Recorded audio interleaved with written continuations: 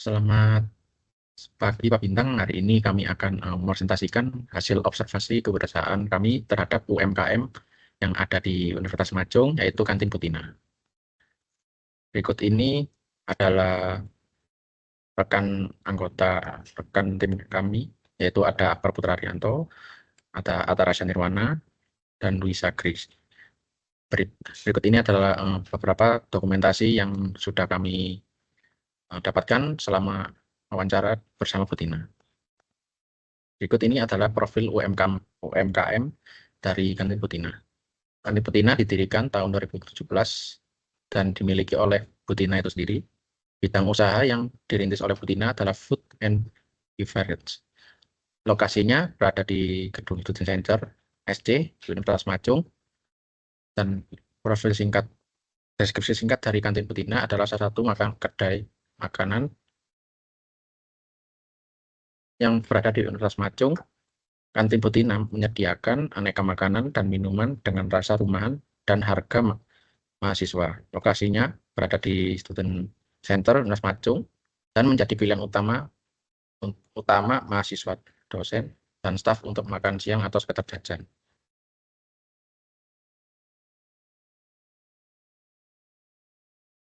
Selanjutnya adalah bisnis model Canvas.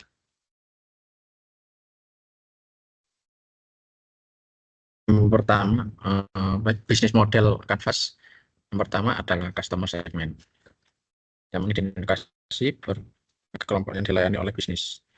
Apa saja yang menjadi segmen pertama untuk usaha dari UMKM ini adalah masyarakat Universitas Majung, yang terutama adalah mahasiswa. Lalu selanjutnya adalah value proposition, menentukan apa yang ditawarkan bisnis kepada setiap segmen pelanggan. Nilai yang dapat menjadi daya tarik dari kantin ini adalah menu yang berbeda, seperti menyediakan aneka sambal dari respon yang menjadi favorit mahasiswa.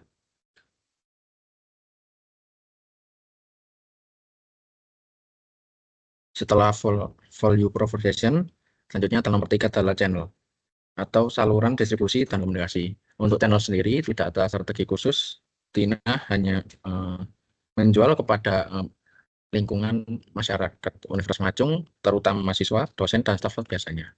Selanjutnya, nomor 4, yaitu customer relationship,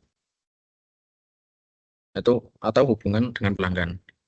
Untuk tim Butina sendiri, kunci rahasianya adalah bersikap memahami customernya dan bersabar apa yang diinginkan oleh customernya tersebut. Dan di kantor Butina sendiri menerima feedback dari mahasiswa apabila ada konsumsi makanan atau minuman yang kurang cocok bagi mereka, dan itu bisa menjadi sebuah ide baru untuk usaha dari Butina.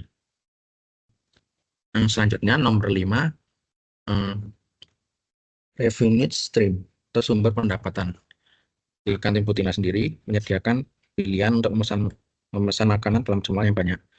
Contohnya menjual makanan dan minuman untuk sebuah acara yang ada di Universitas Majung, dan juga selain itu menerima pesanan atau pre-order, seperti contohnya di saat jam makan siang jam 12, mahasiswa tidak perlu menunggu atau memesan langsung di kantin Butinanya, karena mahasiswa tersebut sudah melakukan pre-order di jam sebelumnya, agar mahasiswa tersebut atau karyawan stafnya dapat langsung meng-pick up atau mengambil makanan atau minuman yang sudah dipesan sebelumnya.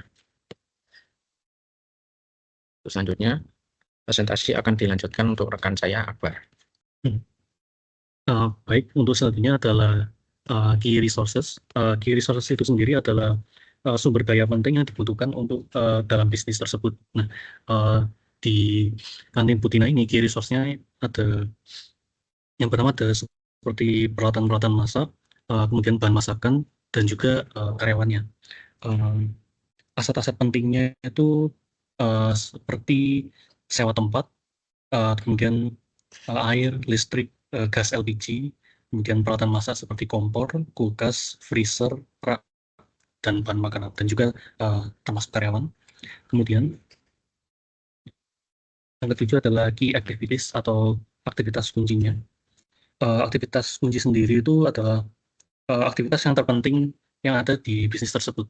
Jadi pada bisnis kantin Butina, key activities-nya adalah yang pertama belanja bahan yang berkualitas untuk masakannya, kedua memasak makanan berdasarkan menu yang tersedia, kemudian menjual makanan dan minuman, dan terakhir adalah mengantarkan makanan pada konsumen ke mejanya, seperti itu.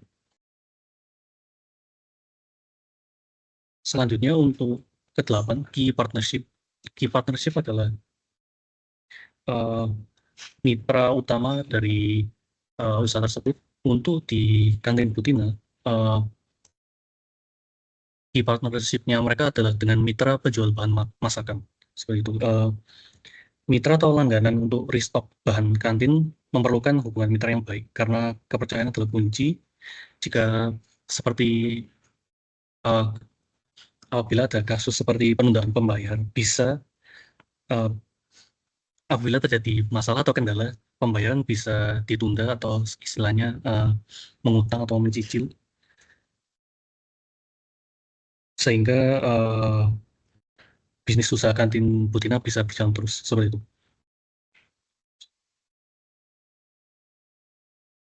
Selanjutnya akan dilanjutkan oleh teman saya. Berikut saya akan menjelaskan mengenai bagian terakhir dari bisnis model kanvas, yaitu cost structure atau struktur biaya. Cost structure ini merupakan biaya apa saja yang digunakan dalam mengoperasikan bisnis tersebut.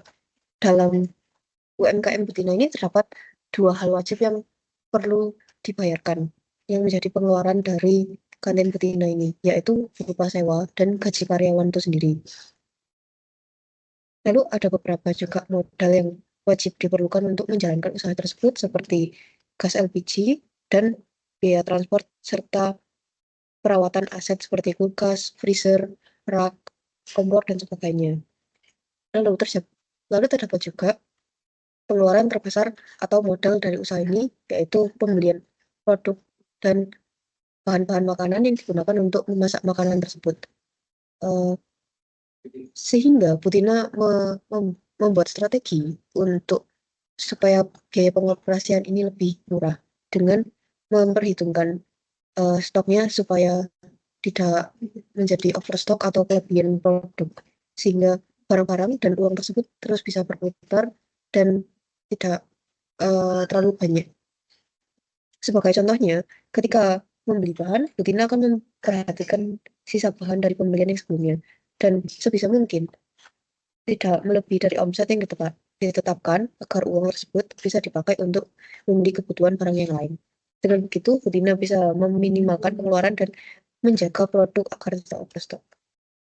Dari wawancara yang kami lakukan dengan UMKM Butina ini, kami merefleksi dari wawancara ini secara keseluruhan memberikan wawasan yang konkret tentang bagaimana teori bisnis model kanvas ini dapat diterapkan secara langsung. Kami menyadari bahwa memahami bisnis itu tidak hanya cukup dari memahami produk itu sendiri, namun perlu melihat aspek-aspek lain yang menunjang keberhasilan usaha tersebut. Seperti selain dari modal itu seperti biaya-biaya pengoperasian lainnya. Wawancara ini menjadi pembelajaran berharga dalam menilai dan merancang model bisnis yang lebih efektif dan berkelanjutan, terutama dalam menjalankan bisnis di bidang F&B dan strategi-strategi khususnya dalam berjualan di wilayah Majul. Sekian presentasi dari kelompok kami mengenai UMKM Butina. Kami mohon undur diri. Terima kasih.